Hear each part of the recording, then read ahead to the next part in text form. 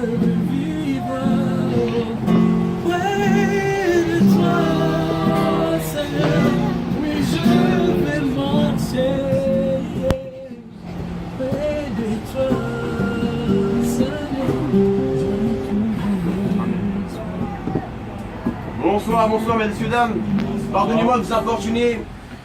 J'espère que vous avez passé une excellente journée. Je ne serai pas long. Aujourd'hui, c'est peut-être un jour banal pour toi. Tu rentres après le travail. Tu rentres voir ta femme, ton mari, tes parents, tes frères et sœurs. Mais sache que pour Dieu, ce n'est pas une soirée banale celle-ci. C'est le soir où Dieu veut se révéler à toi. Que tu sois athée, hindouiste, bouddhiste, chrétien, juif, musulman. Sache que Dieu n'est pas un concept. Dieu n'est pas une religion. Mais la Bible dit que Dieu est amour. Et celui qui ne connaît pas l'amour ne connaît pas Dieu. Je ne sais pas qui tu es. Je ne connais pas ta vie. Mais je sais qu'un jour, tu confronteras la mort. Tu as beau être belle, tu as beau être beau, tu as beau être mince ou un peu plus fort. Mais sache que la mort ne respectera pas ton âge. La mort ne respectera pas ta couleur de peau. La mort ne respectera pas si tu as de l'argent ou pas. Mais la Bible dit que Jésus-Christ a vaincu la mort il y a 2000 ans. La mort n'a même pas pu le contenir. Moi qui te parle, j'étais un jeune qui me moquait de Jésus-Christ. Je ne savais même pas qui était Jésus.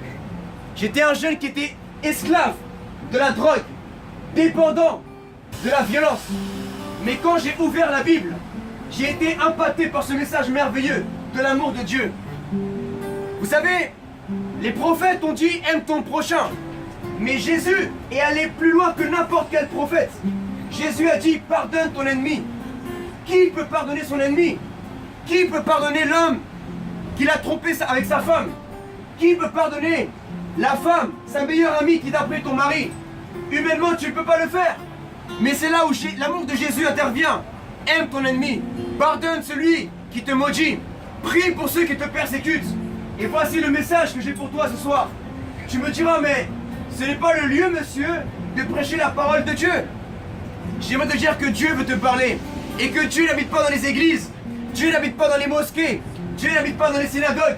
Dieu veut habiter dans ton cœur aujourd'hui. Voilà pourquoi la Bible dit que Dieu créa les cieux et la terre en 6 jours. Mais on ne dit pas que Dieu s'est reposé au 6e jour. On dit que Dieu s'est reposé au 7e jour, après avoir créé l'homme. Ça veut dire que lorsque Dieu a créé les animaux, la terre, les étoiles, il n'a pas trouvé un endroit pour se reposer. Mais lorsqu'il a créé l'être humain, il s'est reposé dans le cœur de Adam. Et aujourd'hui, Dieu aimerait se reposer dans ton cœur, mon frère. Tu as ouvert ton cœur à ta copine, tu as ouvert ton cœur à ton copain, mais es-tu prêt ce soir à ouvrir ton cœur à Jésus-Christ? Jésus, c'est pour les Arabes. Jésus, c'est pour les Noirs, les Chinois, tous les peuples de la terre, mesdames et messieurs. Je vous prêche ce soir, non pas une religion, mais je vous parle du Dieu d'Israël. Je ne suis pas juif, je suis colombien. Mais je vous dis en vérité, le véritable Dieu est le Dieu d'Israël. Nous étions païens autrefois. Nous, les latinos, les arabes, les noirs, les blancs. Il y avait les druides en France, les celtes. Certains adoraient la lune dans notre peuple, adoraient le soleil, la terre, les animaux. Mais Dieu s'est tourné vers nous à travers Jésus-Christ, son Messie. En hébreu, Jésus veut dire Yahshua. Le nom de Dieu en hébreu, c'est Yahweh. Et Yahshua veut dire le salut étant Yahweh, le Dieu d'Israël.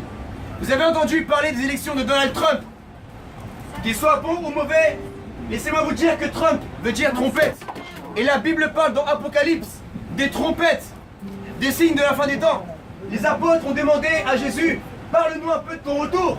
Jésus a dit, il ne restera pas une pierre sur une autre pierre. Il y aura des faux prophètes. Il y aura des maladies dans le monde. Il y aura des guerres, des tremblements de terre. Mais n'ayez crainte, toutes ces choses-là doivent arriver. Amen. Alors ce soir, repens-toi de ton péché. Demande pardon à Dieu et tu auras la vie éternelle, mon frère, à travers Jésus-Christ. Ouvre la Bible et passe une excellente soirée. Sois béni.